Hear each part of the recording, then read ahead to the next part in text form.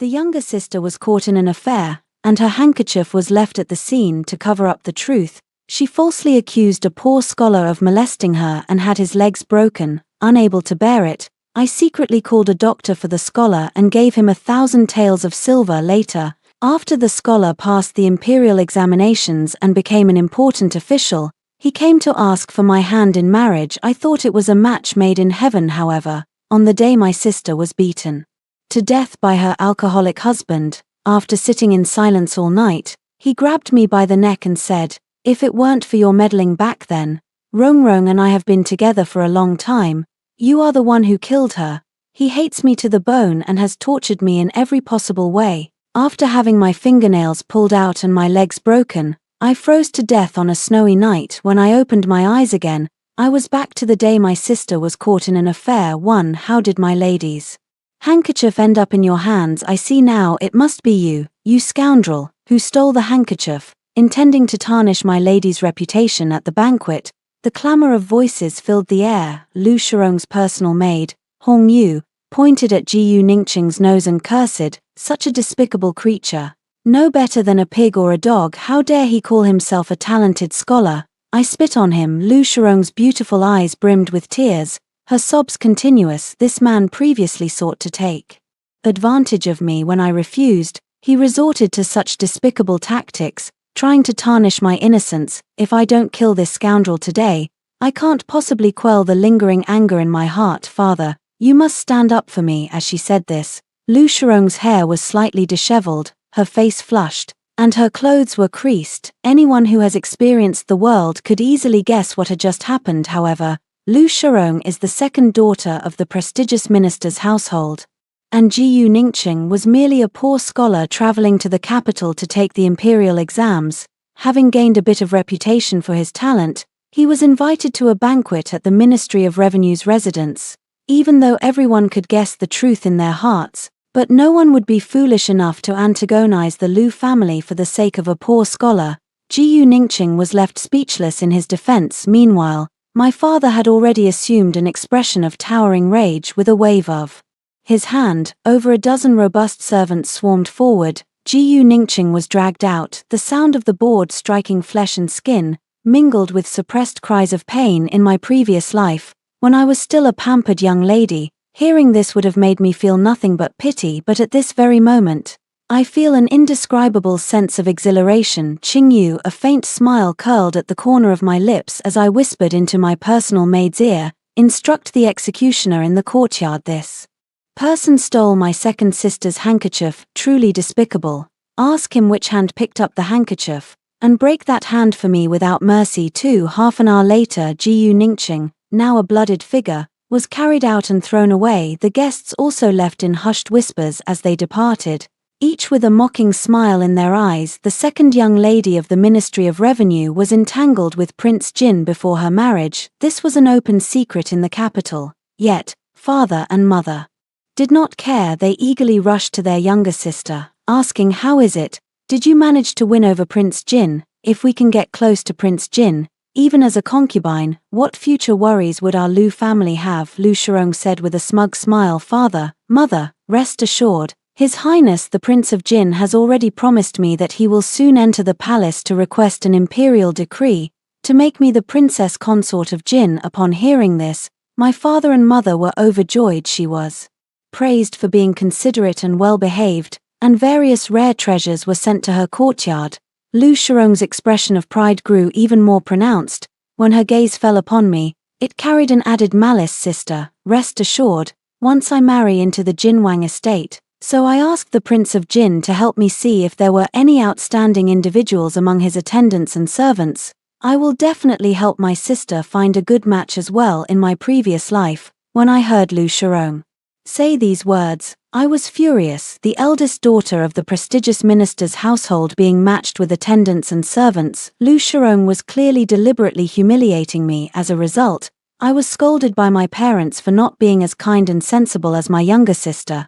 But hearing this now, all I can do is laugh. The servants and attendants at the Prince Jin's residence are all tall, strong, and exceptionally handsome. Prince Jin cherishes them like treasures. How could he possibly Give them away, let Lu Shirong continue to indulge in the beautiful dream of mutual affection with Prince Jin.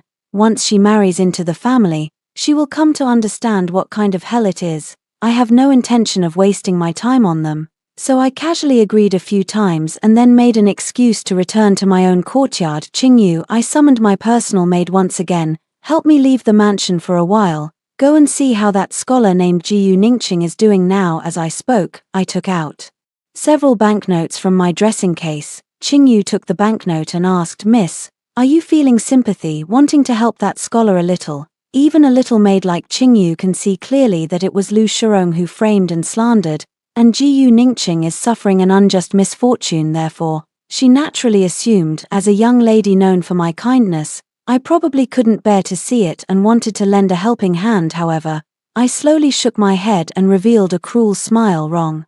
I want you to have someone keep a close eye on Jiyu Ningqing. If he goes to find a doctor, make sure to get to the doctor first and take him away. Ensure that his injuries cannot be treated, so that the pain penetrates to the bone. 3. In my previous life, I pitied Jiyu Ningqing for suffering such an unjust calamity. Not only did I have Qingyu deliver 1,000 taels of silver notes to him, they even hired the best doctor to treat him. In just over half a month, his injuries had completely healed. But this time, without my help, given Jiyu Ningqing's family circumstances, he could only afford an ordinary doctor. Even so, I was still not satisfied. Among these doctors, those with better reputations, I secretly instructed Qingyu to have them taken away in advance. In the end, all that was left for Jiyu Ningqing were some quack doctors who had several lives on their hands. Under their diligent treatment, the few remaining possessions in Jiyu Ningqing's home were completely swept away. The wounds on his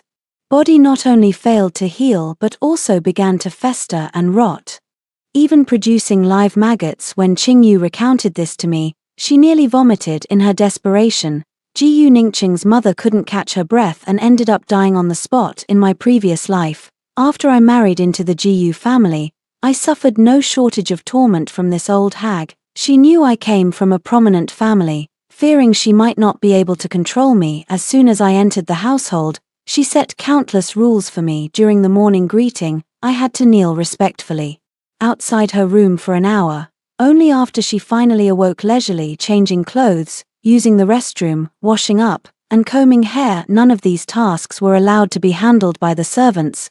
I had to personally attend to all of them. During meals, I was not allowed to eat with them at the same table. Instead, I had to stand to the side and serve the dishes. The old hag deliberately tried to torment me, eating extremely slowly each time on purpose. I often stand for 1 or 2 hours at a time. If there's anything about the food that displeases her, she will unleash a torrent of abuse. What is most disgusting is that, when she eats a dish she doesn't like, she will spit it out directly and force me to catch her vomit with my hands. I gnashed my teeth with hatred for all that had happened in the past. Therefore, when Jiyu Ningqing got into trouble, I immediately hired a group of people to mock and throw excrement at the Jiyu family's doorstep, pointing fingers at Gu's mother. She had been a widow for many years, raising Jiyu Ningqing alone. She had always taken pride in her son, who was brimming with talent, believing that he would grow up to be a high-ranking official and make a fortune. Therefore, she often acted arrogantly, which was deeply disliked by the neighbors. Now that this incident has occurred, the villagers not only did not speak up for her but were instead all gloating. Gu's mother, who had been strong-willed for most of her life, had never suffered such humiliation. This was the straw that broke the camel's back, and he kicked the bucket right away. When I heard about this, I felt quite a bit of regret. They say good people don't live long, while troublemakers last 1,000 years. In my imagination, this old hag, Mrs. Jiyu, should live to 100,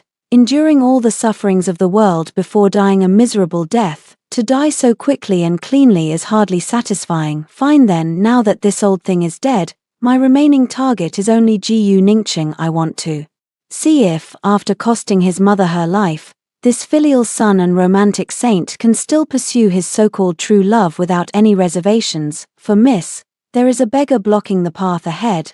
I'll have someone drive him away right now. Even through the sedan curtain, I could smell a piercing stench. In a moment of inspiration, I lifted the curtain. Who else could be lying prostrate on the ground outside if not Jiyu Ningqing? At this moment, he was disheveled, his clothes tattered, his body emitting a rotting stench mixed with the smell of excrement, making one's stomach turn. Because his broken leg had not been treated in time at this point, Ji Ningqing had already become a useless wreck, unable to even stand up.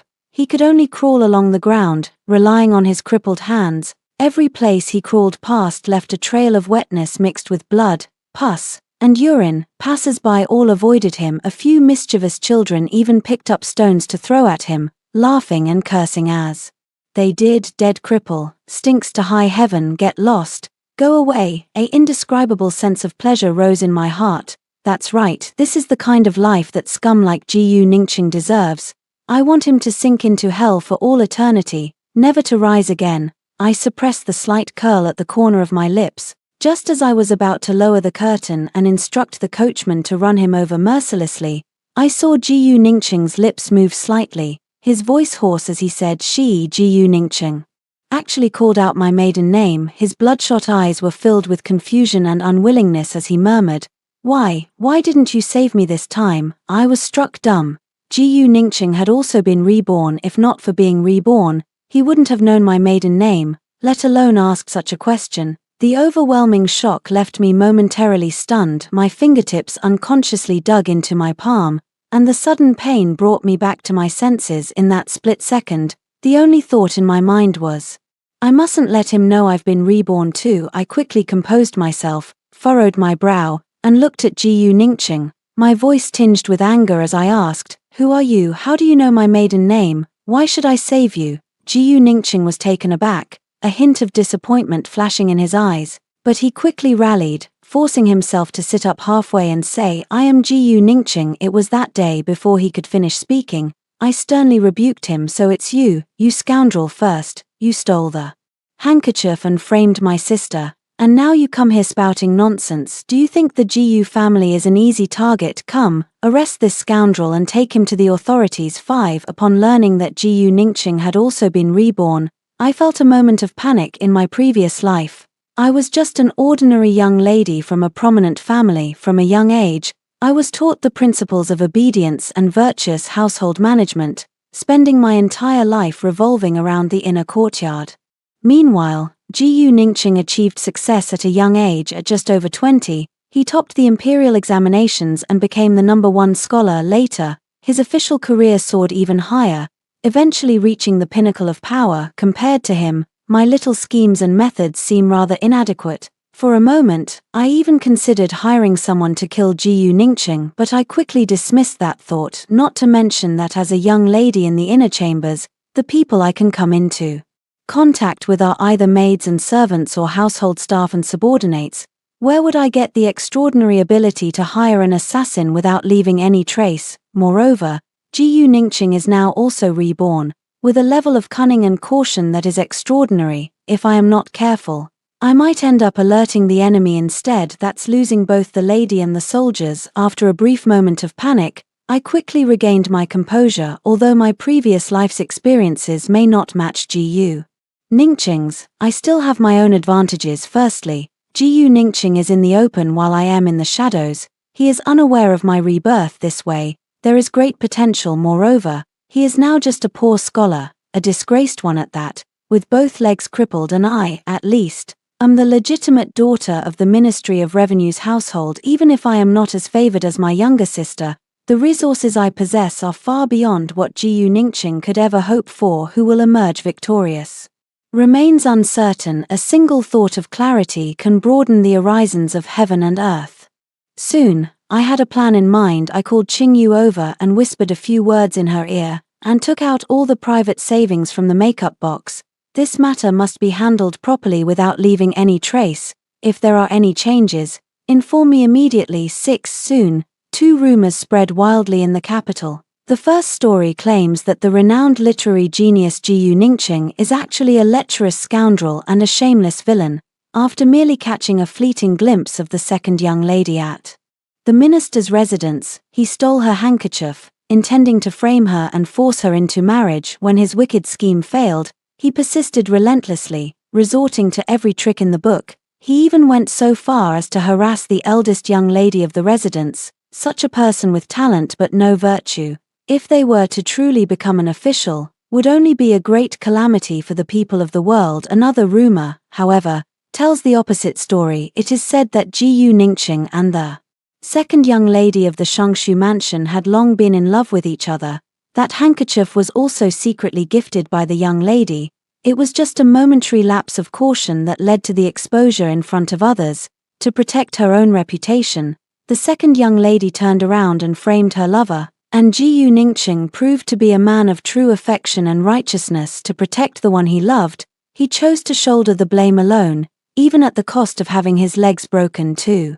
Completely opposite rumors, of course, were spread by me. However, I deliberately chose different locations to target different people. The first rumor, the one most widely discussed, was among the various scholars preparing for the imperial examinations. Jiyu Ningqing was renowned for his talent, and in his daily life, he was aloof and arrogant, looking down on others. Among his peers, there were many who envied and resented him. Among them, the youngest son of Hu, the Ministry of Revenue's vice minister, was particularly so. The two of them were both top contenders for the championship in this year's competition. It just so happened that Jiyu Ningqing excelled Hu Gongzi in every aspect. If Jiyu Ningqing were unable to take the imperial examinations, the one who would benefit the most, needless to say, would be this Hu Gongzi. Another rumor, however, spread the most among the prominent families in the capital.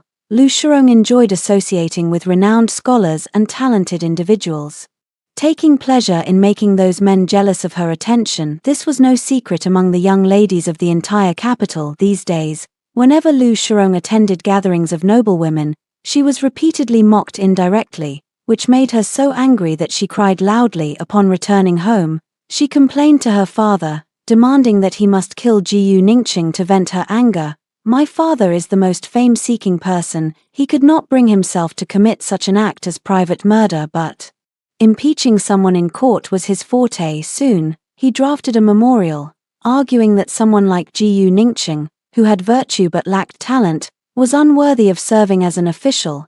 It's not the only case. The assistant minister who also wrote a similar memorial. Several court officials who were close to them chimed in. The emperor was immediately furious, issued an edict stripping Jiyu Ningqing of his title as a successful candidate in the imperial examinations and declared that he would never be allowed to serve in the imperial court. In his previous life, he had risen to the position of prime minister, second only to the emperor himself. His talent and reputation were known throughout the land, and this life, he can only remain a commoner forever. Even more so, he will be forever nailed to the pillar of shame because of this scandalous affair, ridiculed and cursed by others, unable to enter the officialdom and having ruined his reputation. Jiyu Ningqing is like a tiger whose claws have been removed. I had thought that he would never be able to rise again. However, a few days later, Qing Yu, looking deeply troubled, told me some bad news. Jiyu Ningqing had gone missing. In the time it took for the watcher to doze off, he had vanished without a trace. Perhaps he couldn't handle such a disparity. Maybe he found a secluded place to end his own life. Qing Yu tried to comfort me. I hope so too, but my intuition tells me this is far from the truth. Someone who once stood at the pinnacle would never allow themselves to rot in the mud. I don't believe Jiyu Ningqing would simply accept his fate. 4 months on end, I was filled with anxiety and unease. Once I was in the shadows, while Jiyu Ningqing was in the light. Now the situation has reversed. I am in the light, and Jiyu Ningqing is in the shadows. He is like a lurking venomous snake. At any moment, he might suddenly bare his fangs and take a vicious bite out of me, leaving behind deadly venom that would cause my entire body to rot away. Those painful memories appear again and again in my midnight dreams. In my previous life, after marrying Jiyu Ningqing, he only saw me as a substitute for Lu Shurong, forcing me to imitate her appearance while humiliating me for not being worthy of even a single hair on Lu Shurong's head. Later, Lu Shurong discovered the Prince of Jin's affair with another man. Enraged, the Prince of Jin beat her day and night, tormenting her beyond recognition. Lu Shurong wanted to escape from the Prince of Jin's mansion. But my father, who sold his daughter for glory, only demanded that she endure and not burden the family. Thus, she turned her gaze toward Jiyu Ningqing. She deceived Jiyu Ningqing, claiming that she had already fallen deeply in love with him. The handkerchief she had lost was intentionally left to initiate an acquaintance with him. However, being too young at the time, after a few threats and inducements from me, she chose to lie out of fear. Since then, she has always felt deeply guilty. He also entrusted me with the task of sending silver to the doctor. The kindness I once showed to Jiyu Ningqing was taken credit for by her with just a few words. Upon learning the truth, Jiyu Ningqing hated me to the bone. On the very day he returned to the mansion, he ordered my legs to be broken and the nails of all 10 of my fingers to be pulled out. Does it hurt? He gently caressed my face, his voice soft to the utmost, yet in his pitch-black pupils, there was not the slightest hint of warmth. When I was falsely accused back then, it hurt just like this. Lu Shi, you deserve this. Later, Lu Shirong was accidentally beaten to death by the drunken Prince Jin. After sitting in silence for a night, Jiyu Ningqing grabbed my neck and said, "If it weren't for you meddling back then, Rongrong and I have been together for a long time. You killed her." He stripped off my clothes and hung me upside down from the rafters. He sliced off pieces of my flesh with a knife. Every time I fainted from the pain, he would order someone to splash me awake with salt water. Jiyu Ningqing said he wouldn't take my life easily, that I must spend the rest of my life atoning for my sins. After enduring inhuman torment for a full 3 months, I finally found an opportunity to escape the Jiyu residence. However, fate plays tricks on people. Just a few steps away from that cage, I collapsed in the snow due to extreme weakness. After that, I never woke up again. The nightmare from my past life still clings to me like a stubborn shadow, leaving me sleepless night after night. I know that unless I see Jiyu Ningqing's corpse with my own eyes, I will never be able to sleep peacefully in this lifetime. However, every person I sent out to investigate has disappeared without a trace, like a stone sinking into the sea. It wasn't until nearly half a year later, at a family banquet, my father inadvertently complained a few words. It is said that Prince Duan has been making repeated achievements recently, rising to the peak of his power. Even the previously most favored Prince Jin has been overshadowed due to Lu Shirong's influence. My family has always been staunch supporters of Prince Jin,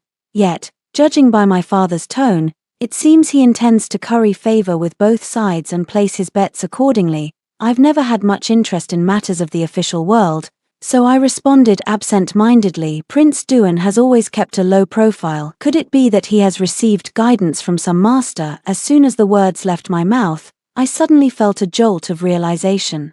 Prince Duan, that's right. In the previous life, Jiyu Ningqing was a supporter of Prince Duan. With his assistance, Prince Duan gradually rose from a disheartened prince to become the crown prince. In this new life, Jiyu Ningqing once again sought refuge with Prince Duan, which was only natural. I was too prejudiced. I thought that by cutting off Jiyu Ningqing's path to the imperial examinations, I could prevent him from entering the court as an official. He could no longer connect with the thread of his past life, but upon closer thought, he could easily take on the role of a strategist and secretly pledge allegiance to Prince Duan, relying on the memories of his previous life to rise through the ranks once more. A few days later, his father sighed again during dinner. It was said that Prince Duan had indeed recently gained a strategist. It is said that he is clairvoyant and can foresee the future. The Prince of Duan's repeated achievements are entirely due to his strategizing behind the scenes. Such a prodigy, the only flaw being that he was born disabled, spending his days confined to a wheelchair. It is also rumored that this advisor has an extremely mysterious demeanor, never showing his face, only presenting himself with a mask. Initially, I only harbored a few suspicions. After hearing my father's description, I can finally confirm it. The advisor by Prince Duan's side is definitely Jiyu Ningqing. 8. I originally thought that losing a leg, losing my mother, ruining my career, and tarnishing my reputation, all these accumulated together would be enough to crush Jiyu Ningqing. But never did I expect. Even so, he still took the same path as in his previous life. An indescribable sense of frustration and pain welled up in my heart. Could it be that even after being reborn, I still cannot make Jiyu Ningqing pay the price? Did the heavens give me a second chance only to make me realize how incompetent and useless I am? Will I repeat the same mistakes in this life and be tortured to death like in my previous one? At this moment, my self-loathing surpassed my hatred for Jiyu Ningqing. For the first time, I hated my own female identity so deeply. Why was I confined to the inner courtyard, engaging in petty and underhanded schemes? If I could also be like a man, Take the imperial examinations, enter the court, establish merit, achieve success, be granted noble titles, and become a high-ranking official, stand at a high place through solid talent and ability, possess power, status, wealth, and fame. Let Gu Ningqing be crushed to pieces with just a light touch of my finger, like an ant. Only then would it truly be considered revenge, instead of like now, where finding someone's whereabouts requires exhausting all efforts. In the end, it's only through indirect hints that I can get any information. Under extreme anxiety and pain, I nervously started biting my own hand. Subconsciously, I kept muttering to myself, there must be a way, there must be a way, there must be a way for me to turn the tables. Just calm down and think carefully. What else can I make use of? I took a deep breath, the chaotic thoughts in my eyes gradually settled down. Gu Ningqing could foresee the future based on memories from his past life. There's no reason I can't do the same. Although most of my previous life was spent confined to the inner courtyard, with little knowledge of the outside world, but upon closer reflection, there are indeed a few things that could be utilized. 9. At the Empress's birthday banquet. Outwardly, I chatted and laughed with others, but in reality, I was closely watching the upper seats. In my previous life, assassins suddenly appeared at the banquet. Gu Ningqing remained calm in the face of danger and took a sword for the emperor. With his merit of saving the emperor, he became the emperor's confidant, rising swiftly ever since. In this life, Gu Ningqing could no longer appear in public, but I guess he wouldn't let such a good opportunity slip by. Looking at Prince Duan, who was visibly uneasy and glancing around nervously, I suspect that Gu Ningqing likely informed Prince Duan about the potential assassination attempt. If Prince Duan can seize the opportunity, it's not entirely impossible for him to become the crown prince. Unfortunately, I won't give them that chance. Prince Duan only heard Gu Ningqing's account, and in my previous life, I had genuinely experienced this assassination attempt. When it comes to seizing the moment, I have the advantage over him. Drawing on the memories of my past life, I gauged the approximate moment when the assassin was about to appear. I suddenly stood up and said I wanted to perform a dance for Her Majesty the Empress to celebrate her birthday. The Empress was particularly fond of music and dance, so she agreed immediately. I moved gracefully, dancing lightly. With each dance step, she gradually moved closer to the direction of the Emperor and Empress, and so, as the assassin brandished his long sword, a cold gleam flashed. I became the person closest to the Emperor. Without the slightest hesitation, I used my body to block this sword. Though the blade piercing my flesh brought pain, an indescribable sense of relief filled my heart. Everything that belongs to Gu Ningqing, whether it be opportunities or future prospects, I will take it all away. 10. When I finally regained consciousness, 5 days had already passed. Upon hearing that I had woken up, the Emperor came to visit me in person. You, a weak woman, what gave you the courage to take that sword for me? Facing the Emperor's questioning, I neither groveled nor flinched, but respectfully lowered my head and said, though I am dull-witted, I do understand that your Majesty is the parent of all the people under heaven. It is only natural for a child to shield their parents from harm. The Emperor was indeed greatly pleased and immediately sought to grant me the title of joyful princess. Yet, I gently shook my head and, after respectfully kowtowing a few more times, slowly spoke, your servant has merely done what was right. I dare not accept such generous rewards from your Majesty. However, I have a small wish, and I hope your Majesty will grant it. The Emperor immediately expressed that he would certainly fulfill all my desires. I respectfully bowed again. As a child, I was eager to learn and admired the words of the sages. I often lamented being born a woman, unable to protect my homeland and achieve great deeds like a man. Today, I dare to request your Majesty to issue a decree granting your subjects' daughter the same opportunity as men to participate in the imperial examinations and serve as an official in the court, to contribute my efforts for your Majesty and the common people. Then, even if I were to die,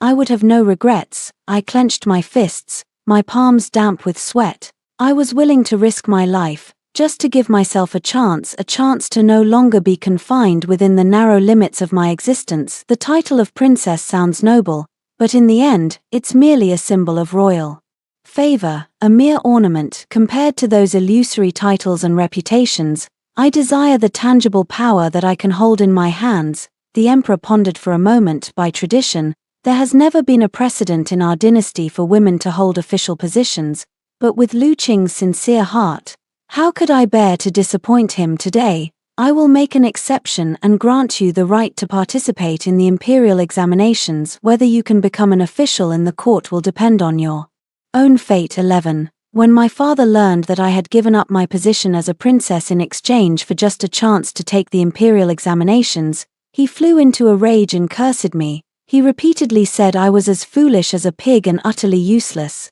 and I had already prepared my response for him. Father, your daughter has already made her calculations. If I become a princess, that would settle the debt of grace from the royal family. It won't be long before the emperor forgets about me. If I could become an official at court and see His Majesty's face every day, the emperor would be reminded of my past merit in saving his life every time he saw me. By then, what would our Lu family have to worry about in terms of soaring to great heights? Seeing that father's expression had softened somewhat, I then said, moreover, if I could become an official in the court, I would be the first female official in our dynasty. Everyone in the world would know Lu Shi, and they would also know that she has a good father. Will this not greatly enhance your reputation? It was only then that he finally broke into a smile. To ensure I would succeed in the imperial examinations, he specially sought out the best tutors to teach me. What I told the emperor about my lifelong love of learning was no falsehood. I have read all the books in my father's study, whether they are novels of the common folk or scholarly works of the classics. I accept them all. Plus, from my previous life, I was always by Gu Ningqing's side. Under the influence of constant exposure, I have developed a keen understanding of current political affairs and policy discussions.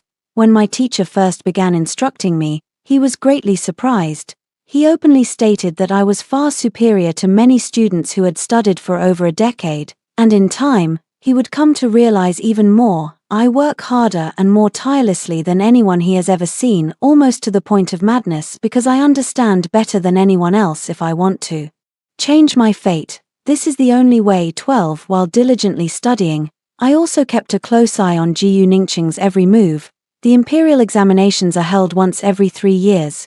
If I truly wait until I pass the exams to deal with Gu Ningqing, it will be too late.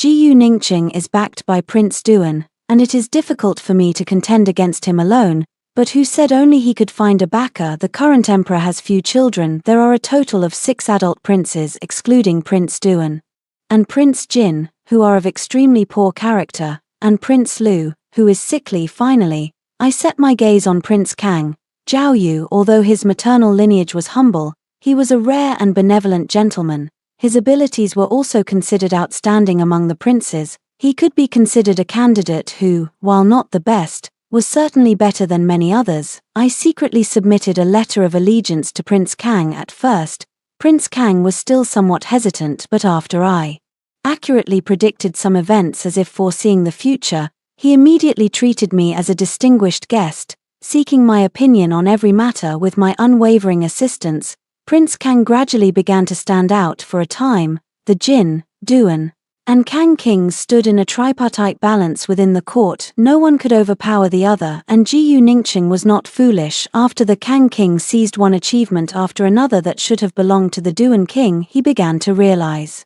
that he was not the only one who had been reborn. Lu Shi, I truly underestimated you. While I was away, Gu Ningqing devised a plan to send my attendants away and appeared before me alone. You were indeed pretending not to know me back then. You deliberately refused to help me. Gu Ningqing's face was filled with disgust. You venomous woman, no matter how many times you're reborn, your heart remains so vicious. Do you really think that by siding with Prince Kang, you can bring me down? Looking at his disgusting face, I sneered inwardly, yet my body trembled uncontrollably. My tone of speech also became involuntarily stuttering. I'm just afraid you'll treat me the same way you did in your previous life. My voice was as faint as a mosquito's, and I spoke timidly. I only sought refuge with Prince Kang to find someone to protect me. As long as you promise not to target me anymore in the future, I can immediately sever ties with Prince Kang. My timid and submissive demeanor clearly pleased Gu Ningqing immensely. Seeing a satisfied smile appear on his face, I said again, don't worry, this time I won't stand in the way of you and my sister anymore. You two are sure to grow old together. I can help you bring Xiong out and let you two be together. Jiyu Ningqing did not immediately agree. I secretly laughed to myself, what a load of nonsense about loving her deeply. Not everything requires weighing the pros and cons. If he truly loved her, in his previous life, he should have forcibly taken her away from the Prince Jin's estate instead of venting his anger on me after she was already dead. But I am determined to fulfill this hypocritical love. Seeing his hesitation, I added another strong point. The Prince of Jin has already petitioned the Emperor for permission, and he will soon marry Shirong. You wouldn't want her to repeat the same mistakes again in this new life, would you? Since you both are in love, you could just elope. The Duke will definitely help you when you rise to prominence in the future. You can give Sharon a grand wedding. I believe she will surely understand. Under my encouragement, Jiyu Ningqing was indeed tempted. I made an appointment with him to bring Lu Shirong to Chuanzue Tower in 3 days, to allow the two to express their heartfelt feelings. 13 Chuanzue Tower is a renowned restaurant in the capital. Not only is the cuisine delicious, but the surrounding scenery is also exceptionally serene. Whether they are scions of noble families or young ladies of high society, they all quite enjoy this place. Therefore, when I invited Lu Shirong here, she readily agreed. After a few cups of light wine, I casually brought up Jiyu Ningqing. Speaking of that scholar who picked up your handkerchief the other day, as soon as she began to speak, Lu Shirong frowned. Why would my sister bring up such an unlucky person? I took a light sip of the thin wine and said indifferently, I just felt that person was a bit pitiful on that day. It was clearly you and Prince Jin who were having an affair in the backyard, yet that scholar bore the unjust misfortune. Lu Shirong sneered disdainfully. Sister, rather than worrying about that scholar, you should be concerned about your own marriage. Even I, as your younger sister, am about to become the Princess of Jin. My sister is still an old maid. If word gets out, our entire Lu family will be ridiculed. As she spoke, Lu Shirong gently touched her slightly protruding belly. Her face grew even more proud and arrogant. I know my sister looks down on me for getting entangled with men before I was married, but if it weren't for that encounter with Prince Jin in the backyard that day, I wouldn't have so conveniently become pregnant. Prince Jin wouldn't be in such a rush to marry me into the family. It seems my sister still has a lot to learn about how to please a man, so as not to be an old spinster for the rest of my life. I maintained a calm expression, but my eyes had already glanced towards the back of the green gauze cabinet. The shadowy figure reflected there had already unconsciously clenched their hands into fists. I smiled faintly and continued, unhurriedly, but I see that the scholar seems to have some affection for my sister. He was beaten so badly, yet he never once defended himself. Lu Shirong became even more smug, her smile filled with disdain and mockery. Just a dog that can be summoned at will. I merely gave him a few taels of silver back then and said some flattering words about how I believed in his talent and that he would surely pass the imperial exams, and he was so enchanted by me that he lost his senses. Lu Shirong found herself with a fan, feeling quite pleased as she said, how could he know that among this year's candidates, I had sent gifts to all those who were somewhat talented and relatively young. Originally, I intended to cast a wide net to catch more fish. Unexpectedly, I encountered the Prince of Jin. How could such a poor scholar compare to your highness? The only use he has is to take the blame for me that day. Feeling quite proud of her tactics, Lu Shirong laughed with unrestrained glee, and the person behind the green gauze screen finally couldn't hold back. You vile woman, whore, I only saw through your true face today. Jiyu Ningqing appeared from behind the gauze screen, pushing his wheelchair. His eyes were bloodshot, his murderous aura soaring to the sky. You caused me to lose my legs and made my mother die of anger. You also ruined my chance to ever enter the civil service. You wretched slave, I will kill you today without fail. The brutal truth brought an overwhelming shock, leaving Jiyu Ningqing momentarily devoid of reason. At this moment, he resembled a vengeful demon from hell. Instinctively, he grabbed a decorative dagger from the room and prepared to stab Lu Shirong. Lu Shirong let out a scream and frantically dodged, but the blade still left a long bloody gash across her face. Her proud beauty was ruined, making her eyes instantly turn red with rage. How dare you, a lowly commoner, injure me? Do you not know that I am the future Princess of Jin? Her anger flared, momentarily overpowering her fear. With a swift kick, she struck the wheelchair, and Jiyu Ningqing fell straight to the ground. Still not satisfied, after glancing around, He actually picked up a potted plant and was about to throw it at Jiyu Ningqing. Jiyu Ningqing was not one to back down either. He raised a dagger and stabbed it fiercely into Lu Shirong's leg. The two of them fought like dogs biting each other, thoroughly enjoying the brawl. I found a corner where I wouldn't be caught up in the action to watch the show. How delightful it was. Just as the two were so engrossed in their fight, brawling like street hooligans, a stern rebuke suddenly came from outside the door. "What are you doing?" The two who were locked in a fierce struggle looked up and were instantly dumbfounded. Standing outside the door were none other than the three princes, Jin, Duan, and Kang. Behind them followed a large group of officials. Their disgraceful and unsightly behavior was immediately exposed for all to see. 14 Needless to say, I was the one who had Prince Kang invite them. Although these three princes are at odds behind the scenes, on the surface, they still maintain a facade of brotherly affection. It is perfectly ordinary for a younger brother to invite his two elder brothers for a casual gathering at a restaurant. Running into a few official colleagues midway and inviting them to join is also perfectly ordinary. Who could have expected to witness such a spectacle? The fiancé of the Prince of Jin, meeting a man in secret, engaging in a fierce struggle with him, appearing almost deranged. Within a day, the entire capital will be abuzz with the news.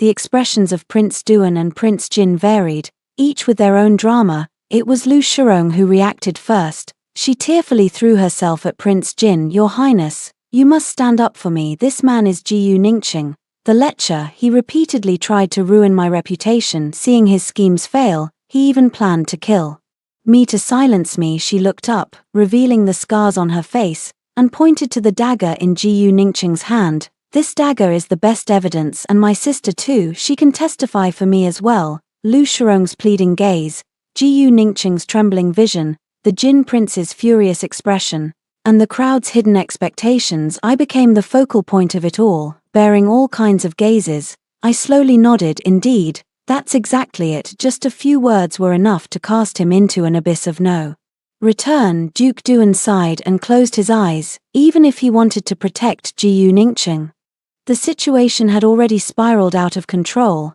Not only did he disrespect the fiancé of the Prince of Jin, but he also attempted to kill her with a knife.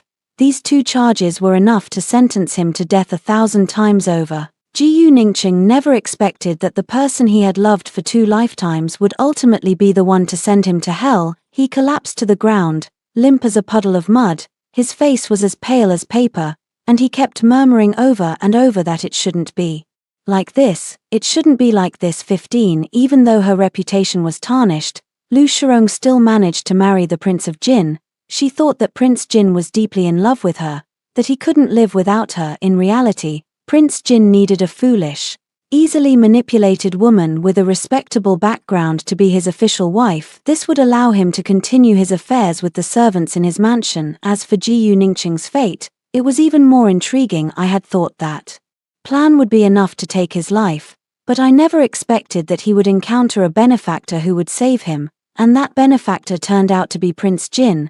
No other reason. Jiyu Ningqing just happens to have a handsome appearance, and Prince Jin was most fond of him. This man like a noble orchid and jade tree. Thus, he secretly maneuvered things, having another prisoner take Jiyu Ningqing's place at the execution ground, and Jiyu Ningqing, changing his appearance, became Ningnu, the favored lover of Prince Jin. When King Kang told me this news, I was so shocked that I spat out the tea in my mouth. He couldn't help but clap his hands and laugh uncontrollably, tears streaming down his face. Once bitter enemies, they had now become sisters sharing the same husband. It was hard to imagine how lively the expressions of Lu Shirong and Jiyu Ningqing would be if they ever met in the Prince Jin's residence. For Jiyu Ningqing's pride, this would likely be more painful than death itself. I must thank the Prince of Jin for devising such a tormenting method on my behalf. How exhilarating, how exhilarating. 16 Without Jiyu Ningqing's assistance,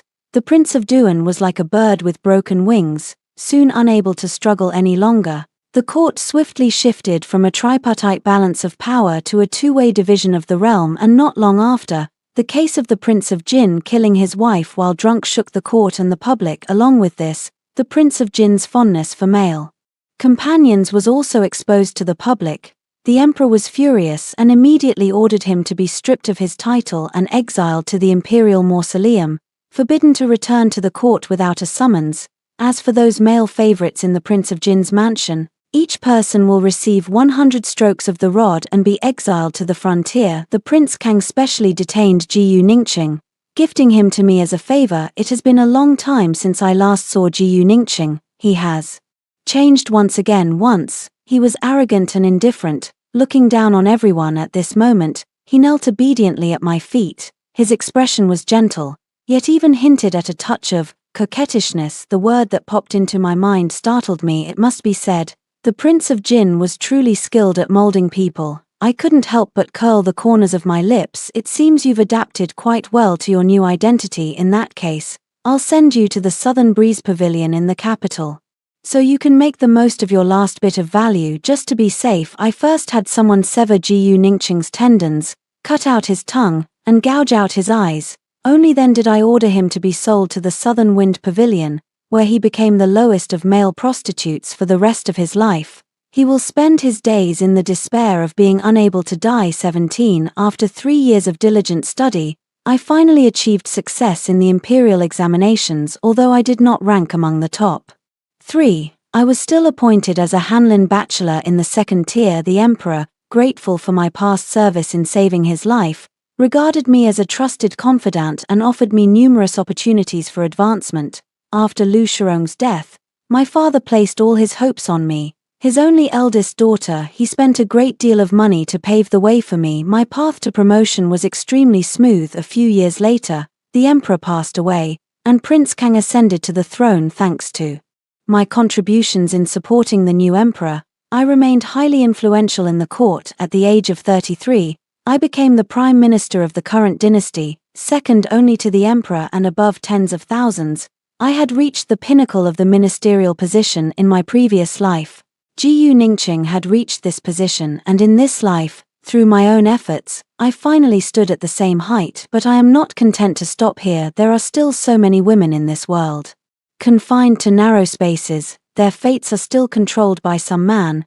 How could I be satisfied with just a little achievement before my eyes? Your Majesty, regarding the matter of the imperial examination for women that we discussed earlier, I still have some thoughts. The candle flame flickered. The long night had yet to reach its end. After hearing the first story above, what are your thoughts? Feel free to share your opinions in the comments section. Next, there is another similar story. Let's continue to see. My emperor husband fell off his horse while hunting and lost his memory. He's fine, except for a big bump on his head and having forgotten 5 years of memories, including me and our 2 children. He never expected he would marry a butcher's daughter as his empress. When I went to his bedchamber to visit him, I overheard his conversation with the eunuch in charge outside.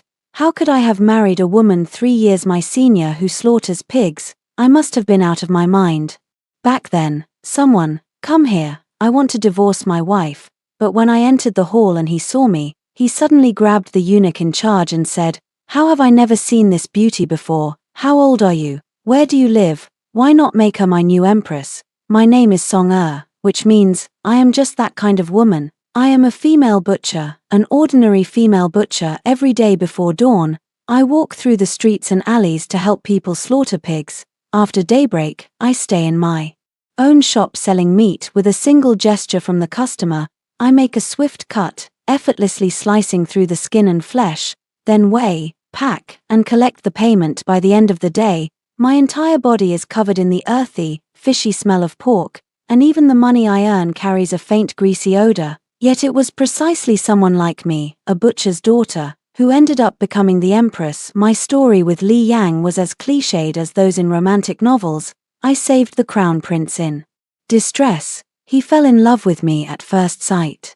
And despite all opposition, he married me. After the previous emperor passed away, I became the empress. Everything was all because of one sentence I said when Li Yang confessed his feelings to me. I could never be a concubine. I thought this one sentence would extinguish the crown prince's hopes, but I never expected he would actually do it, even going so far as to risk his own position as crown prince just to be with me.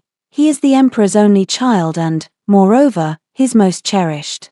legitimate second son. He is the precious child they prayed and hoped for countless times after the first crown prince passed away from illness. Thus, what I thought was impossible in my eyes was accomplished by him. The Empress Dowager is not a harsh person. In her eyes, her son seems to be more important than the throne. Even if she dislikes me, for Li Yang's sake, she cannot show me a bad face. Therefore, over these 5 years, our family has lived in great happiness. I gave birth to a son and a daughter and, as a butcher's daughter, firmly secured my position as the empress. Li Yang had an accident while out hunting. He fell from his horse while chasing prey. When I rushed to the scene, I overheard his conversation with the chief eunuch, Eunuch Fu, just outside the hall. How could I have married a butcher's daughter? I must have been out of my mind back then. Someone, come here, I want a divorce. The familiar voice from inside felt like plunging me into an icy abyss. I admit these past 5 years have been like a dream, but now, shattered by his few words, my heart instantly began to ache. I lost my mother at a young age, and when I was 15, my father passed away from illness. Left orphaned at such a tender age, I had no choice but to take up my father's butcher knife to make a living. Over the years, my experiences have shaped me into an independent person, so in just a few moments, I had already decided, if he dares to depose the empress, then I will take my 2 children and return home, continuing my life as a pig-slaughtering woman. Your Majesty, you must not do this. The empress is someone you went through countless hardships to marry. She is not one to turn back once she has made up her mind. If your Majesty were to remember the 5 years you have forgotten and regret it, it would be too late to take it back. Eunuch Fu has been with Li Yang since he was 10 years old, back when he was still called Little Fu. Now, he has become the respected Eunuch Fu. In the palace, regret, I, Li Yang, a true emperor, with every word as good as gold, have never even known how to write the word regret. Before Li Yang could finish speaking, I pushed the door open and entered without saying a word. I just looked at him with a wronged expression, staring directly into his eyes. Li Yang was immediately stunned, his eyes fixed on me without blinking, and slowly, his ears turned bright red as his voice suddenly softened. He tugged at Eunuch Fu's sleeve and asked quietly, "How old is this beauty, and where is she from? I wonder if she is married. Why not have her be my new empress?" The voice was neither too loud nor too soft, just enough to fall into my ears. Eunuch Fu's originally worried expression was replaced by a smile. He looked at me, then at Li Yang, and leaned in to whisper in Li Yang's ear, "Your Majesty, this is your empress, that girl Song-er." After hearing these words, Li Yang was as if petrified, his face first showing a flash of joy, then becoming at a loss. After speaking, Eunuch Fu found an excuse to leave, leaving only Li Yang and me in the hall. Li Yang's face grew even redder, the blush spreading all over his body. Seeing me step closer, he began to feel even more at a loss. Well, he was only wearing his sleeping robe, and as he moved, the collar unintentionally opened, revealing a patch of flushed skin. The 17-year-old Li Yang was a bit more bashful than that shameless 22-year-old Li Yang, and I suddenly felt the urge to tease him. "So now, Your Majesty, do you still want to divorce your wife?" Li Yang's face, which had been flushed red, instantly turned pale. He gently tugged at the corner of my clothes, not even daring to look at me. "My brain is injured, and I speak a bit clumsily. Please don't take it to heart." As if afraid I would walk away, he refused to let go of my clothes. No matter how embarrassed he felt, just like the first time we met, his throat seemed parched and dry. Li Yang was found when he jumped into my firewood pile while being chased. At that time, I had just finished selling pork and was about to cook when strange noises came from the firewood pile. Just as I was about to check, a blood-stained longsword was pressed against my neck. "If you dare speak of this, I will kill you." At that time, Li Yang had a fierce expression, but as soon as he finished speaking, he fainted. I was the only one at home, looking at his face, which was so beautiful it could anger gods and mortals alike. I suddenly felt a lustful desire. I thought about saving him so he could repay me with his hand in marriage and become my live-in husband. So I saved him. Not long after, his hidden guards arrived and informed him of everything. Once Li Yang regained consciousness, "A mere butcher woman dares to demand repayment for a favor. I would never marry her." I stood outside the room holding the medicine, my hands and feet numb from standing so long. It wasn't until he finished giving his instructions and the hidden guard left that I finally entered. As soon as he saw me, his icy expression quickly shifted, and a flush of color spread across his originally pale face. I was just about to set down the medicine in my hands when he grabbed the corner of my sleeve.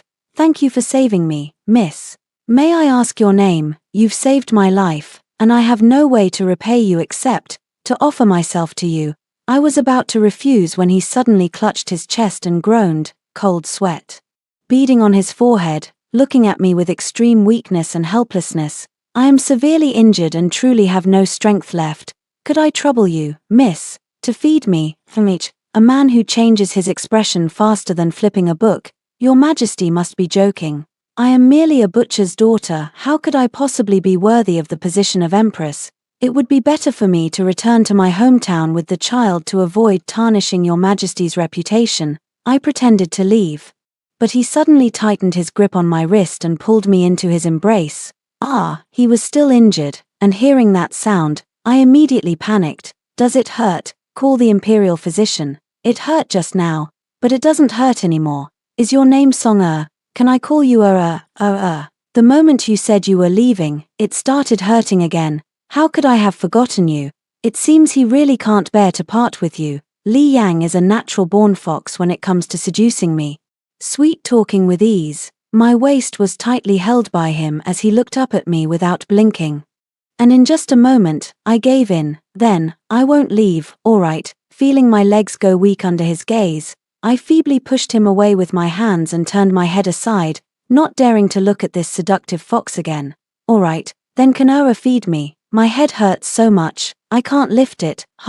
It's exactly the same as when we first met tonight. I couldn't return to Wei Yang Palace. Li Yang wouldn't let me leave, claiming it was to keep an eye on me at all times to help restore my memory. When he went to bed, he naturally lay down beside me, playing with my hair in his hand, coaxing me to tell the story of how we first met. I spoke for a long time, from our first meeting, to how he overcame all objections to marry me, to the birth of our 2 children, all the way up to the present. Being forgotten by someone you love is a very painful thing. As I spoke, I wept. He stood by my side, watching me, and raised his hand to wipe the tears from my face. Li Yang suddenly lost all his strength, grabbing my hand and pressing it against his own cheek. "Do you like him that much? If I never remember, will you spend your whole life thinking of him?" The 22-year-old Li Yang is a fool, while the 17-year-old Li Yang is completely insane. I was immediately speechless. Even with amnesia, Li Yang is still as jealous as ever. He used to be jealous of my childhood friend. After marrying me, he became jealous of the children, and now, he's even jealous of his former self. Yes, I had a childhood friend named I, the son of the blacksmith next door. We were betrothed as children, but the year he turned 15 and was about to join the army, he took the initiative to break off the engagement. They say a soldier's life hangs by a thread, and I didn't want people to later say I bring misfortune to my husband. He told me to find a good man and marry early, so as not to delay my life. He didn't say that if he came back alive, he would marry me, because he knew if he said that, I would wait for him. That year, I had just lost my parents, and he was the only one left by my side. He was gone for 5 years, and I gradually forgot the pain of losing my parents. My feelings for him also changed, and after an unexpected event, I set my sights on Li Yang. Li Yang initially didn't know I had such a childhood friend, and he leisurely helped out at my pork shop every day. Everyone knew I was about to get married. I's mother tearfully gave me a dowry, saying it was originally meant to be the betrothal gift for marrying me. She treated me like a daughter, and seeing that fate had other plans, she gave me this gift to add to my trousseau. Upon hearing this, Li Yang panicked and immediately went to inquire about I's whereabouts. Coincidentally, the war on the front lines had just ended in a great victory, and the troops were soon to return triumphantly. He immediately took off his crown prince's robes and pleaded with the emperor and empress at the time, declaring that he would rather give up his position as crown prince to marry me. I's return was timely, yet untimely. It coincided with my wedding banquet, the wedding banquet for the investiture of the crown princess. By then, he was already the renowned great general who guards the north. After Li Yang ascended the throne, he felt extremely guilty. he granted I a noble title and a mansion, but over the years, I never married. Li Yang feared that I still had feelings for me, so he frequently asked his ministers to arrange marriages for I, which annoyed I to no end. Eventually, I requested to be stationed at the border to guard the frontier. Li Yang had a cousin who was just at the age of budding romance. With Li Yang's encouragement, she also followed I to the border recently. The cousin sent a letter saying that a happy event was approaching just when Li Yang's worries were finally put to rest. This unexpected incident occurred. Walls have ears, and his words about deposing the empress were overheard and they were taken seriously. Someone played a trick and recalled I, who was guarding the border. While the entire palace thought he was going to depose the empress, he was sticking close to me, asking again and again about our story. Of course, I didn't mention I's matter. I'm afraid he might have another epileptic seizure, as feared. The worst came to pass. On the 15th day of Li Yang's injury, I hurried back upon hearing that Li Yang intended to depose the empress. He insisted on standing up for me, even bringing along the imperial edict of military merit that Li Yang had personally bestowed upon him years ago. Back then, Li Yang had married me first, rendering I's military achievements useless, so he issued a blank imperial edict, promising to grant him whatever he desired. I has returned, and following behind him is his cousin, Shen Mingzhu, the daughter of the Prime Minister. I, full of fury, rushed to the imperial study to confront Li Yang. Meanwhile, I was taking care of our daughter Mingzhu. Last night, she overindulged and drank an extra bowl of chilled, and now she's crying and fussing, demanding that I stay with her. I don't know what I said to Li Yang, but the usually well-behaved Li Yang has become frighteningly fierce as night fell. He rushed into Weiyang Palace without a word and pinned me down on the bed. He buried his head in the crook of my neck, his scalding tears burning into my shoulder. He is your childhood sweetheart. He is your beloved husband. But what about me? What am I to you? With that, he fiercely kissed me. He kissed without any technique, only focused on invading and conquering, and even a faint taste of blood could be sensed in his mouth. He plundered recklessly, as if wanting to merge me into his very bones and blood. Just as he reached out to touch the sash of my clothes, he pulled back as if burned. I'm sorry. I shouldn't have been so savage. Tears fell as if they were free, each drop hitting the ground. Li Yang sat dejectedly by the bed, holding his head in his hands, and after a long while, he trembled and spoke. I won't force you, if you want to go with him. Then, before he could finish, his words were interrupted by my actions. What do you mean? Why should I give up the position of queen that I worked so hard to obtain, and the man I finally won over? I threw myself into his arms, reached out to undo his belt, determined to show him my decision through action. In less than 15 minutes, I surrendered. He nibbled on the earlobe, forcing me to endure it passively. I could only cling to him, begging over and over again. How is the amnesiac Li Yang even harder to deal with than the Li Yang who hadn't lost his memory? He gripped my waist, leaving marks all over.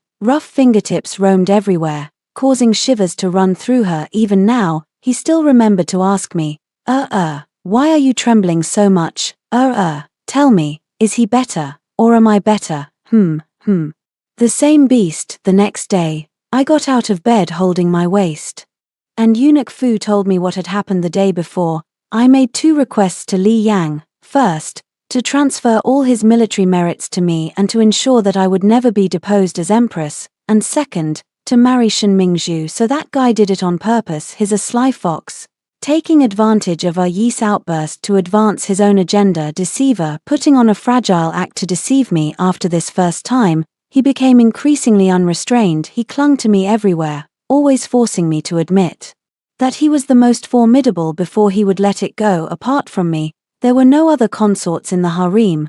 The Empress Dowager knew about his absurd behavior but turned a blind eye, all the while sending matrons to remind me to bear children and continue the lineage as soon as possible. I want to go back to butchering pigs. I's wedding date was set for 1 month later. It took cousin Mingzhu 3 years to warm up that stone-like heart. I was a foolish donkey. When he went to find Li Yang with the imperial decree, he forgot to inform cousin Mingzhu, causing her heart to break. After returning home and crying her heart out, she agreed to the marriage proposal arranged by the Prime Minister's wife. One family had been waiting for a long time. Only when the Shun family finally released the news did they bring the betrothal gifts to their door. By the time I arrived with the imperial decree, the two families were already preparing to exchange their betrothal documents. Fortunately, I suddenly found his voice, tore up the other party's betrothal document in one swift motion, promptly handed over his own, and repeatedly recited the words from the imperial decree to his cousin Mingzhu. That family was politely sent away. Cousin Mingzhu was both overjoyed and furious, and without regard for the crowd present, she started pounding on him wildly. I stubbornly held his neck high and bared his chest, letting her hit him, while still asking if her hand hurt him. His finally come to his senses, otherwise his wife would have run away on their wedding day. Li Yang drank a lot. After getting drunk, he became even more clingy, sticking close to me and repeatedly saying how scared he was. He said he was very grateful that his 22-year-old self had such good judgment, and also expressed relief that I married cousin Mingzhu. He also mentioned that he often feels a lingering fear because, even if he had forgotten, he still had an instinctive sense that if he dared to depose the empress, without cousin Mingzhu, I would truly have married me and treated the two children as his own. Fortunately, that didn't happen, or else he would have ended up all alone. It's really a case of a man acting 7/10 drunk to make you cry. The next day, when I woke up sore all over, I realized I had fallen into his trap. Li Yang was very particular about such things. Ever since he noticed that I called I but addressed him either as Your Majesty or Li Yang.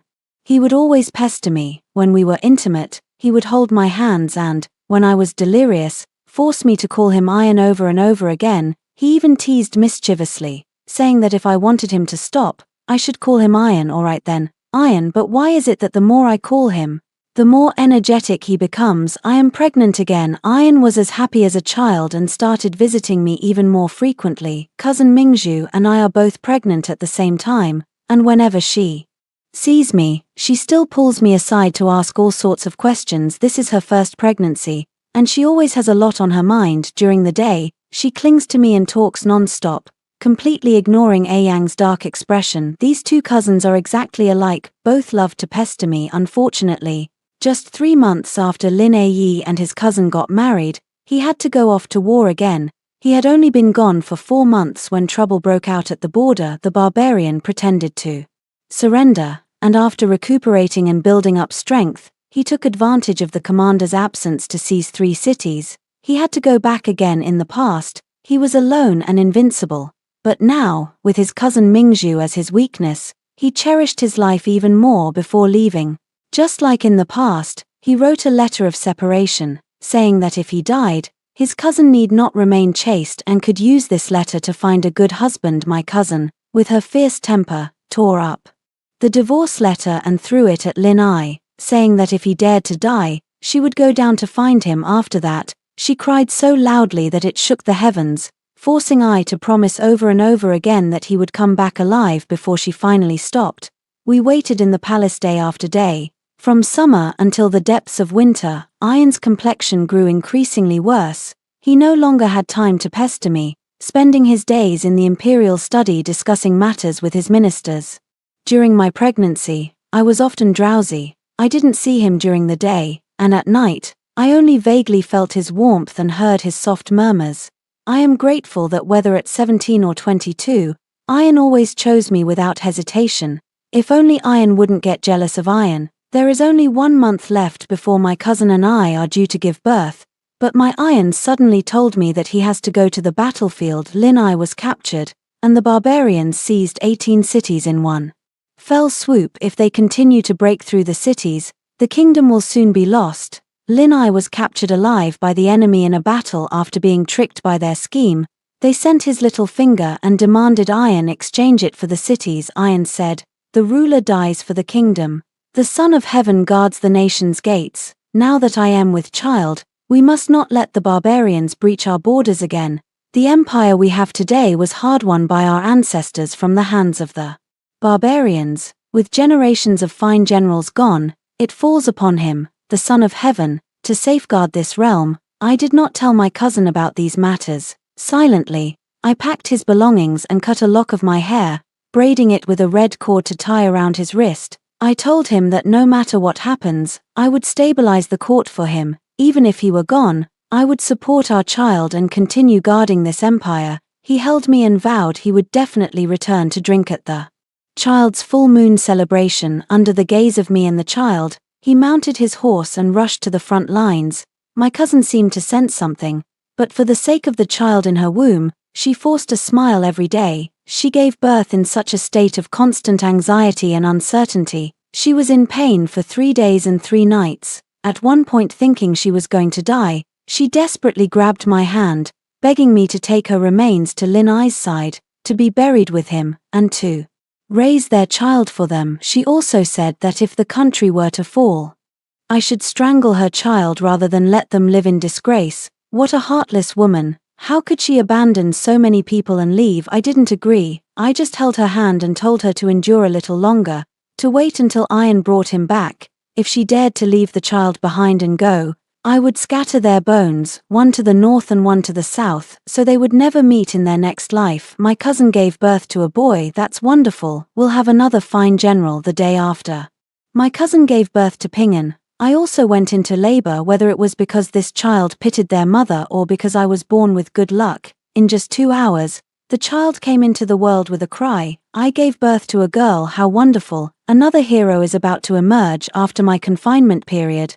I brought the children to the Empress Dowager's palace. I knelt and pleaded, just as Ian had pleaded with me, begging the Empress Dowager. I begged her to take good care of our children, and to guard our kingdom for us, and I must go find my Ian. If we all die on the battlefield, please do not have the Empress Dowager retrieve our remains. Instead, tell the children exactly what happened. When the day comes that we reclaim our homeland, we shall return to our hometown. I am very skilled at slaughtering pigs. I think killing pigs and killing people should be the same, right? The Empress Dowager kept a stern face, listened to what I said, and then, with tears streaming down her face, helped me to my feet. She didn't try to persuade me, just praised me for being impressive. She said I was the best pig butcher she had ever seen among women, and also the best empress she had ever seen among women. Well, that's the kind of remarkable woman I am. The days of rushing to the front lines were not easy. The constant galloping wore the skin raw on my inner thighs, and after repeated abrasions and scabbing, thick calluses formed. By the time I reached the front lines, I was no longer the empress, but a resolute butcherwoman. No, I was a formidable general. I arrived in spring, yet the frontier was desolate. Ian and his troops were trapped in the city by the barbarians for over a month, running out of food. Even his beloved Fergana horse became a meal for the soldiers. The barbarians were waiting for him to surrender, so they could capture him like they did his ancestors, and then use him to exchange for cities. Just as he was running out of supplies and preparing to take his own life to meet his ancestors, I led the troops into the city. The barbarians never expected reinforcements and were completely wiped out. We recaptured 3 cities in a row. I told you, I'm a butcher's daughter. The most important thing when slaughtering a pig is to drain its blood first. And where is the barbarians' blood? I gathered 300 death-defying warriors, infiltrated the barbarian camp at midnight, and set their provisions on fire. We also scattered rat poison on the grassland near their camp, poisoning the thousands of livestock they had brought. By the time I saw Ian, I could hardly recognize him. He was so thin he was barely a shadow of his former self, with a scruffy beard and as dark and gaunt as a dried-up fire poker. Damn it all, my handsome husband had turned into a withered, dried-up fire poker. If the Ian who had jumped into my firewood pile back then had looked like this, I wouldn't have wanted him no matter how much he offered himself to me. Just kidding. I dropped my butcher knife and rushed straight into his arms, even though the armor on both of them was pressing painfully into their flesh. But Yang wasn't as happy as I had imagined. With a stern face, he asked someone to send me away. I didn't indulge him. I tore open my collar and fought with him. My endurance has increased, and I can trade blows with him evenly. In the end, the two of them trembled, holding each other and crying uncontrollably. The barbarians were also at their last stand. They never expected reinforcements to arrive at this point. They were desperate and intended to perish together. Stones weighing 1,000 pounds rained down into the city. Ian pulled me to dodge, and later the two of us crashed heavily onto the ruins. He hit his head, and I injured my arm. When he slowly got up and raised his eyes to look at me, I knew that the 22-year-old Li Yang had returned. He smoothed my hair, holding a long sword, and said, "Will you join me in fighting this battle together?" We charged out of the city, for the people behind us, for our land, for honor and disgrace, turning all attachment into the strength at the blade's edge. We pierced through the necks and chests of one enemy after another. I, Song-er, am a woman who slaughters pigs today. I will die on the battlefield alongside my beloved. Unfortunately, heaven did not grant me this opportunity. A general missing a little finger appeared, gripping a long blade, and with 100 captives, they slaughtered us until not a single armor remained intact. They suffered heavy losses. We advanced with unstoppable momentum. Before long, we had the enemy king at our feet. It was not feigned submission, nor was it one side becoming a vassal of the other. Instead, there were no longer any foreign tribes. The lands beyond the border were incorporated into our territory. After a year apart, we finally returned to the capital and achieved a nominal reunion. The Empress Dowager had grown even older. As soon as we met, she handed the children back to us, saying they were too noisy and that we should take care of them ourselves from now on. She was old and wanted to enjoy her remaining years in peace. The general who had lost his little finger was no longer a general. He had become an idle prince in the capital. When I saw him again, he was forging with his left hand, saying he wanted to make a suitable weapon for his son. If anyone dared to invade again in the future, he would let his son wipe them out completely. And I, on the other hand, started raising my husband. Well, my husband, who is like a fire poker. Another half a year passed, and he finally returned to his dashing and handsome self. I've told you all before that Iron is a jealous person. He can get over being jealous of others, but when it comes to being jealous of himself, it never ends. He gleefully pinned me down on the bed, nibbling and nuzzling my earlobe. Tell me, is he better, or am I better? Here we go again. Will this guy ever stop? Side story, Li Yang. I am Li Yang, the crown prince, yet here I am, hiding in a pile of firewood belonging to a female butcher. Before I could finish my threat, I passed out. While the female butcher was brewing the medicine, the hidden guard informed me that the assailants had been captured, but the mastermind was still at large, advising me to stay out of sight. I had no choice but to hide in the butcher woman's house to recover from my injuries. But that butcher woman was truly too much. She actually took a fancy to me and wanted me to marry into her family. How shameless. Does she act like this with every man? She has no sense of restraint at all. Soon I met the woman who killed pigs. Cough, cough, cough. Offering herself in marriage, that might not be out of the question. She saved a strange man. How could she marry again in that case? Then marry her. I had originally intended to fully recover from my injuries before returning to the palace to request permission from my father and mother, but it turns out she actually has a childhood sweetheart. How can a butcher's daughter attract so many admirers? No, I must marry her quickly, so that such a good girl doesn't end up marrying someone else. My father and mother's reaction was more intense than I had imagined. They both felt that butcher girl was not worthy of me. My father even considered confining me and forcing me to marry another woman. I had no choice but to remove my prince's robe, tear open my inner garment, and show my parents the scars that had not yet fully healed. It was a gash from a bandit's blade, running from my chest to my upper abdomen, which the butcher girl had stitched up needle by needle, saving my life. Father fell silent, while mother cried uncontrollably. In the game between parents and children, the children always win first. Fortunately, father and mother treated me as their son, not as a prince. We successfully held our grand wedding, and at the banquet, I met the legendary childhood friend. He left without saying a word, not even drinking a cup of wine. I admit he is a good man, and I don't feel ashamed of it. After all, good manners won't win you a wife, nor can they recapture a city. That general must have understood this as well. On our wedding night, I had never been so nervous. I only remember her shy and timid eyes looking at me after I lifted the bridal veil.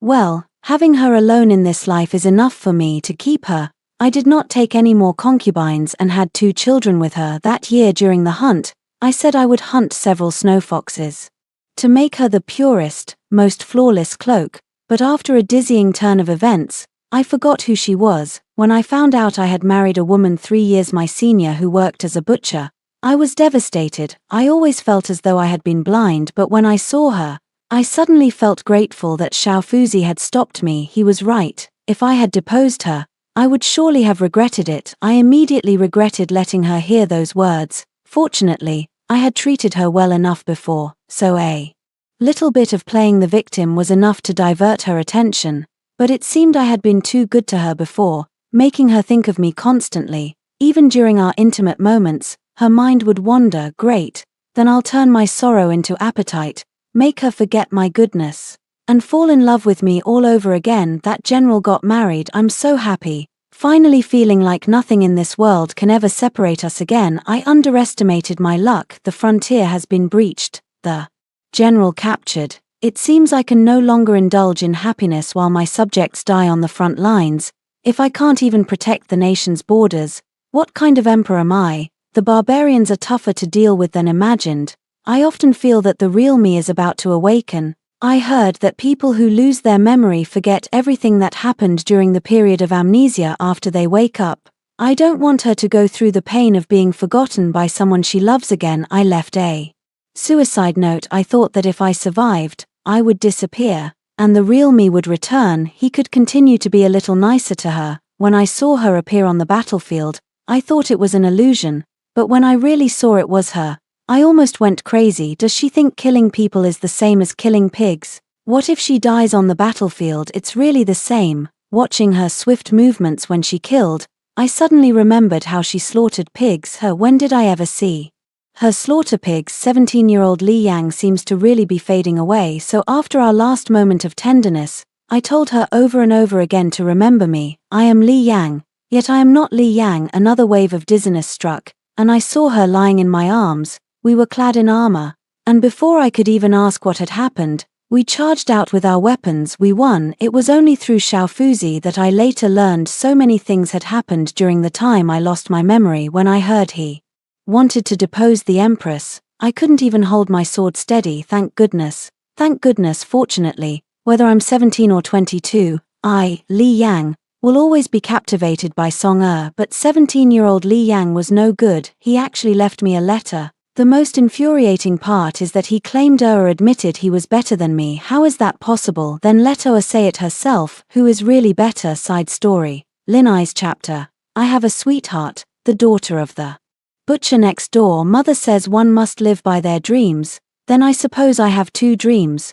One is to become a great general who reclaims the lost territories and defends the homeland, and the other is to become her, Song husband. Fortunately, our mothers arranged a childhood betrothal for us when we were young, the daughter of a butcher and the son of a blacksmith. A perfect match, isn't it? Later, I realized that dreams cannot be fulfilled together. I cannot ruin A's life just because of a moment of greed. So before leaving, I abandoned everything between us, telling her to find a good husband and instructing my mother to leave her all the dowry I had saved over the years, just to fulfill my wish. Actually, I never told her that I wanted to marry her. Once I achieved success and fame, I would marry her. To bind her for a lifetime with just a few words would be too selfish. She carried the bad reputation of being a curse to her parents, and if I were to die just like that, she would truly be unable to live with dignity under the judgment of others. She didn't care, but I did, so I didn't tell her. But on the battlefield, amidst the piles of dismembered corpses,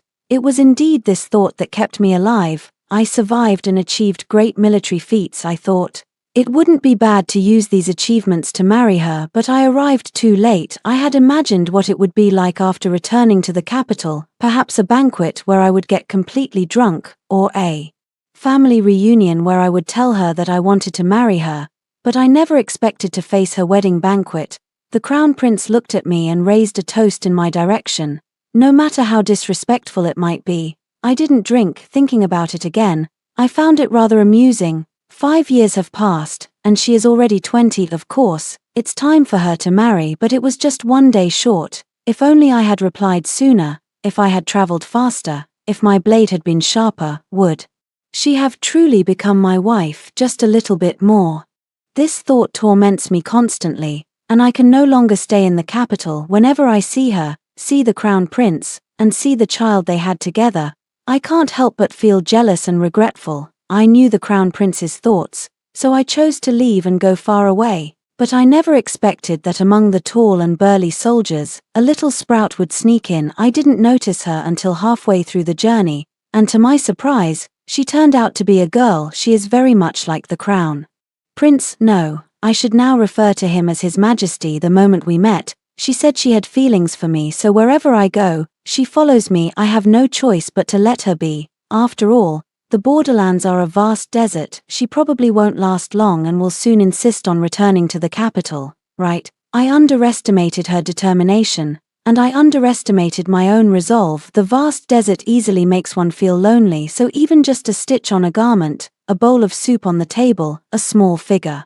following behind during patrols, all those unimaginable questions could move my heart. In 2 years, she achieved it. I easily fell in love with her, and in my eyes, both kinds of love held equal weight. Her determination was worthy of my affection. News came from the capital that the emperor intended to depose the empress. I certainly couldn't let anyone bully my sister, so I remembered there was still an imperial edict. One imperial edict had to accomplish 2 things: protect my sister as empress and marry her. I think it should be enough. If it's not, then shamelessly begging or even throwing a tantrum should suffice. Her expression was unpleasant along the way, perhaps due to the exhaustion from days of travel, but I couldn't care less. I was eager to marry her as soon as possible. I personally escorted her back to the Prime Minister's residence, then turned around and entered the palace. The emperor was just like the first time we met, except he had replaced the wine with tea, saying it was impossible to depose the empress. Could it be that someone passed on the wrong message? Never mind,